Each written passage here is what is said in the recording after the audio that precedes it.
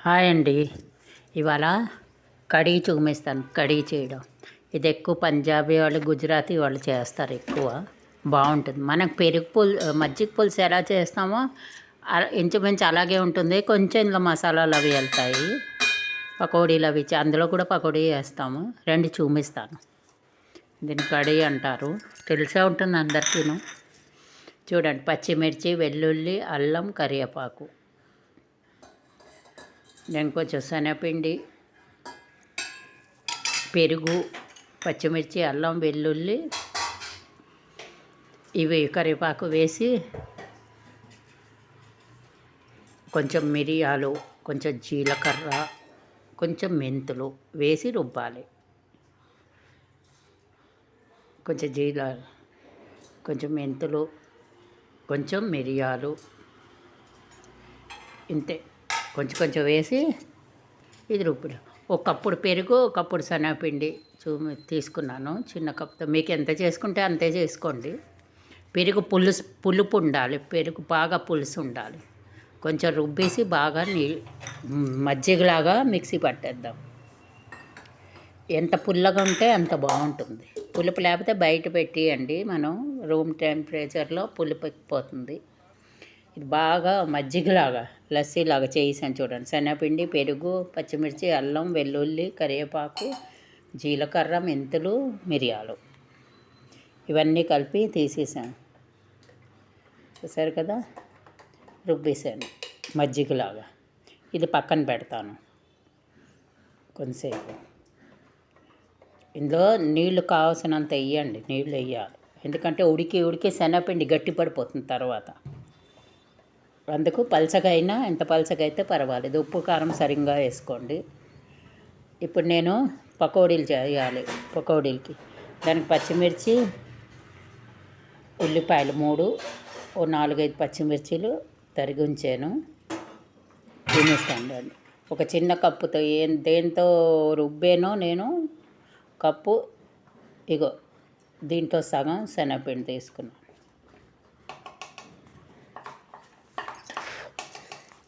చాలా బాగుంటుందండి. ఇక్కడ ఉట్టి అన్నంలో తినవచ్చు, రొట్టెలో తినవచ్చు, కానీ అన్నంలోకి బాగుంటుంది. ఇది మజ్జిగ పులుసులాగే ఉంటుంది, కానీ కాకపోతే ఇందులో కొంచెం మసాలాలు, ఇందులో సరిపడా ఉప్పు తర్వాత చూసుకుని అందులో వేసుకోవచ్చు. ఇందులో కరెక్ట్ సరిపడా ఉప్పు, కారం వేసియండి. కొంచెం ఎర్ర కారం, కొంచెం పకోడీ కారం బాగుండాలి తింటూ ఉంటే. పెరుగు ఎంత పులిసిపోయినా అంత బాగుంటుంది. ఇక చూసారు కదా, ఇంతే. శనగపిండి, ఉప్పు, కారం. ఇప్పుడేమో 3 చిన్న ఉల్లిపాయలు తరిగాను, ఒక 5 పచ్చిమిర్చిలు తరిగాను సన్నంగా. ఇవి శుభ్రంగా గట్టిగా కలిపియాలి పకోడీలాగా. అసలు చిన్న వేస్తారు నున్నగా, ఏమీ ఇందులో ఉల్లిపాయలు అవి వేయకుండా పకోడీలు వేస్తారు. కానీ ఇందులో ఉల్లిపాయలు వేసి చేస్తే రుచి వస్తుందని నేను ఇందులో కూడా ఉల్లిపాయలు వేసాను. ఎందుకంటే పోపులో కూడా ఉల్లిపాయలు వేయాలి. నేను ఇందులో కూడా వేసాను, ఎందుకంటే రుచి బాగుంటుంది తింటూ ఉంటే. ఆ పకోడీలు తింటూ ఉంటే అన్నీ తగులుతూ ఉంటాయి, ఉల్లిపాయ, పచ్చిమిర్చి అవి. శుభ్రం కలిపేసాను చూడండి. కొంచెమే నూనె పెట్టాలి దీంట్లో, ఎక్కువ ఏం నూనె వద్దు. కొన్ని పకోడీలు కదా. చూడండి, నూనె బాగా కాచి ఉన్నది. ఇక చూడంతే పిండి. ఇప్పుడు పకోడీలు వేసేస్తాను. ఎంత చిన్న సైజు వేసినా వేసుకోవచ్చు, ఎంత పెద్దవైనా వేసుకోవచ్చు, మీ ఇష్టం ఎలా వేసుకోండి. నున్నగా చిన్నవి కూడా వేసుకోవచ్చు. నేను ఆ మాత్రం కొంచెం పెద్దవే వేస్తున్నాను. బాగుంటాయి తినడానికి, నోటికి తగులుతూ ఉంటాయి. తింటూ ఉంటాయి పిల్లలు గట్రా ఉంటే ఇష్టమైన తింటారు ఇవన్నీ. చూడండి, ఇది కొంచెం ఎర్రగా బాగానే వేగాలి. మన పకోడీలాగా ఎర్రగా కలకల్లాడుతూ వద్దు, కానీ వేగాలి, లోపల నుంచి కూడా వేగాలి. చూడండి, వేచేసాను పకోడీలు. ఇప్పుడేమో గ్యాస్ వెలిగిస్తాను, మూకుడు పెడదాం. పకోడీలు తీసేసి, ఇగో ఎన్ని పకోడీలు వచ్చాయి. మీరు ఒక కప్పు పెరుగు తీసుకుంటే ఒక కప్పు శనగపిండి తీసుకోండి. మిక్సీలో వేసి తిప్పాను కదా, అలాగ ఎంత పులుపు అయితే అంత బాగుంటుంది. ఇది తింటూ ఉంటే పులుపు వస్తూ ఉంటుంది. రాత్రి నుంచి పెరుగు బయట పెట్టేసాను. చూడండి, ఆవాలు, జీలకర్ర, కొంచెం ధనియాలు, కొంచెం మెంతులు 4 గింజలు, 4 మిరియాలు, ఆవాలు, జీలకర్ర, 4 మెంతి గింజలు, కొంచెం ధనియాలు, 4 మిరియాలు. ఇది పోపు. ఎండుమిరపకాయలు లాస్ట్లో వేయాలి, ఇప్పుడే వేసేయద్దు, మాడితే బాగుండదు. ఇప్పుడు ఇందులోకి కొంచెం ఉల్లిపాయ, పచ్చిమిర్చి, పోపు వేయాలి. మీరు వేయిపోయినా పర్వాలేదు, ఉల్లిపాయలు లేకుండా చేసుకున్నా పర్వాలేదు. ఉల్లిపాయలు వేస్తే రుచిగా వస్తాయి, బాగుంటాయి. రండి చూపిస్తాను వేగడం పోపు. చూడండి, చాలా అంటే చాలా బాగుంటుందండి ఇది కర్రీ. గుజరాతీ వాళ్ళు, పంజాబ్ వాళ్ళు ఎక్కువ చేస్తారు ఇది. చూడండి, పోపు వేగింది కదా. ఇప్పుడు మనం అది శనగపిండి, మజ్జిగ, అది పెరుగు, వెల్లుల్లి, అల్లం అన్నీ పట్టేసి ఉంచాను కదా ఇలాగ పలచగా, ఇది పోసేద్దాం. పోసి కలుపుతూ ఉండాలండి. శనగపిండి కదా, అడుగు అంటుకుపోతుంది. ఇందులో ఇంకా నీళ్లు పడతాయండి, ఎందుకంటే శనగపిండి చూపిస్తాను లాస్ట్లో. ఉడుకుతున్న కొద్దీ గట్టి పడిపోతూ ఉంటుంది.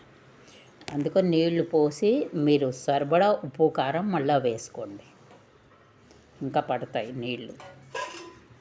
ఆ పకోడీలు లాగుతుంది, చిక్కగా వచ్చేస్తుంది లాస్ట్లో. అందుకని నీళ్ళు ఎన్ని పోయి కలిస్తే నీళ్ళు పోయండి. బాగా మరగాలి. శనగపిండి వేసాం కదా, అప్పుడు చిక్కదనం. ఇగో ఎండుమిరపకాయలు మీద నుంచి వేసాను నేను. పోపులో అక్కలేదు, ఇలాగే వేసేయండి, బాగుంటుంది. అది మరుగుతూ ఉంటే ఎండుమిరపకాయ, ఆ కారం వేరేగా ఉంటుంది. చూడండి, ఇప్పుడు ఇది శుభ్రంగా మరగనిస్తాయి. ఇప్పుడు ఈ పకోడీలు వేసేస్తాను నేను. వేసేసి బాగా మరగనిస్తాను. ఇప్పుడు పసుపు వేద్దాం, ఉప్పు చూసుకుని ఇప్పుడు ఉప్పు కూడా వేద్దాం. ఉప్పు పడుతుంది ఇందులో. ఇంకా ఇప్పుడు కొంచెం పసుపు చూడండి. లైక్, సబ్స్క్రైబ్ తప్పకుండా చేయండి. లైక్, సబ్స్క్రైబ్ చేయటం లేదు ఎవరును, తప్పకుండా చెయ్యండి. ఎలా ఉందో తిన్నాక చెప్పండి. ఇప్పుడు ఇందులో కొంచెం కారం వేద్దాం. ఇది పులుపు కారం బాగుంటుంది, అందుకే పెరుగు పుల్లగా ఉండాలి. ఇప్పుడు సరిపడా ఉప్పు. పకోడీల్లో ఉప్పు వేసాను కొంచెం, అక్కడ కలుపుతున్నప్పుడు ఉప్పు వేసాను కానీ సరిపోదు. ఇప్పుడు కొంచెం ఉప్పు వేయాలి, పడాలి ఉప్పు. ఇప్పుడు కరెక్ట్గా సరిపోతుంది. ఉప్పు, కారం, పసుపు అన్నీ వేసాను కదా. ఇప్పుడు హాయిలో పెట్టి కలుపుతూ ఉండండి. మళ్ళీ పొంగుతూ ఉంటుంది కదా, సిమ్లో పెట్టండి. సిమ్, హై, మీడియంలో కలుపుతూ ఇది మరిగించాలి, బాగా చిక్కగా వచ్చిందాకా. ఇది ఇలా పలచగా ఉంది కదా, చక్కగా చిక్కగా వస్తుంది, అంతా మరుగుతుంది. శనగపిండి, పెరుగు చూపిస్తాను మీకు. మరిగి చిక్కగా వస్తుంది. కొంతసేపు హాయిలో మరగనియండి, కొంచెం మీడియంలో మరగనియండి, తర్వాత సిమ్లో మరగనియండి. అప్పుడు చూపిద్దాం. మరిగాక చూపిస్తాను మీకు. చూడండి, ఇక మరిగి ఇలా చిక్కదనం వచ్చేస్తుంది. అన్నంలోకి, రొట్టెలోకి చాలా బాగుంటుంది, ఇలా చిక్కగా వస్తుంది. చూసారు కదా కర్రీ. ఇంకెందుకు ఆలస్యం, జల్దీ తినండి, జల్దీ చెయ్యండి, తినండి. చాలా బాగుంటుందండి. రొట్టెల్లోకి, అన్నంలోకి ఇలా కూడా తినేయచ్చు మనం, గిన్నెలో వేసుకొని. సాయంకాలం పూట మిగిలిపోతే తినేయచ్చు, అంత బాగుంటుంది ఇది. చూసారు కదా, లైక్, సబ్స్క్రైబ్ తప్పకుండా చెయ్యండి. Garam garam curry. Thank you.